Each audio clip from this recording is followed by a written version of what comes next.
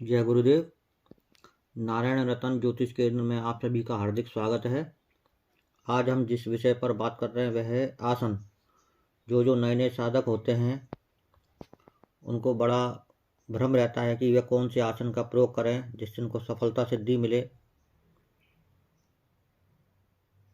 हमारे सिद्धि क्षेत्र में कई आसनों का वर्णन है, जैसे कि कुशा का आसन, मृगचरम का आसन, व्याघ्रचरम का आसन, ऊनी वस्त्र, रेशमी वस्त्र, कंबल, लकड़ी का आसन। सबसे पहले बात करते हैं कुशा की आसन पे। कुशा आसन पर साधना करने से निम्न लाभ होते हैं। पहला, साधक का अंतःकरण पवित्र होता है। साधक को सिद्धि प्राप्ति में सुविधा हो जाती है। साधक को दृढ़ इच्छा शक्ति और स्वास्थ्य में वृद्धि होती है। दूषित पदार्थों अर्थात भूत बाधाओं का शमन होता है। साधक की साधनात्मक प्रवृत्ति एवं उपलब्धि प्रबल होती है। कुशासन नया हो और उस पर कोई दूसरा बैठकर साधना न करे, केवल जो साधक साधना कर रहा है वही उस पर बैठे और बाद में उसको एक तरफ रख दे। दूसरा प्रकार का होता है हिरन यानी मृग चरम का आसन। मोक्ष प्राप्ति अथवा धन के उद्देश्य से की जाने वाली उपासना या सिद्धि में काले रंग के मृग चरम की विशेष रूप से अनुकूलता प्रभाव होती है।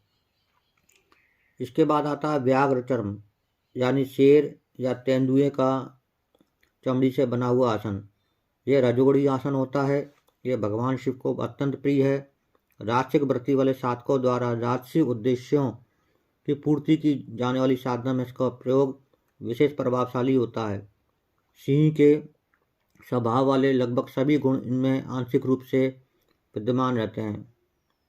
परीक्षणों से सिद्ध हुआ है कि व्याघ्र के पास कोई विषैले जीव जंतु नहीं आते हैं, इसलिए कई साधक इस पर बैठकर साधना करते हैं। वैज्ञानिक महत्व भी है। फिर आता है कंबल का आसन। कंबल के आसन की उपयुक्तता इस प्रकार से है कि कर्म सिद्धि की लालसा से की जाने वाली उपासना में कंबल के आसन का प्रयोग होता है। इसमें लाल कंबल या काला कंबल, नीले रंग का कंबल, पीला कंबल का आसन प्रयोग किया जाता है। फिर आता है रेशमी आसन।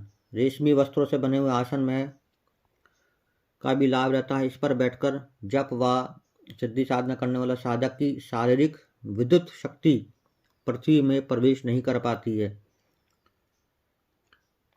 वस्तुतः यह आसन कुचालक है, असंक्रामक, नॉन कंडक्टर पदार्थों की कोटि में आता है। आध्यात्मिक दृष्टि से ऊनी आसन को विशेष महत्वपूर्ण माना गया है। कामना की पूर्ति हेतु लाल कंबल का प्रयोग विशेष प्रभावी होता है। अनेक रंगों वाला कंबल भी श्रेष्ठ माना जाता है।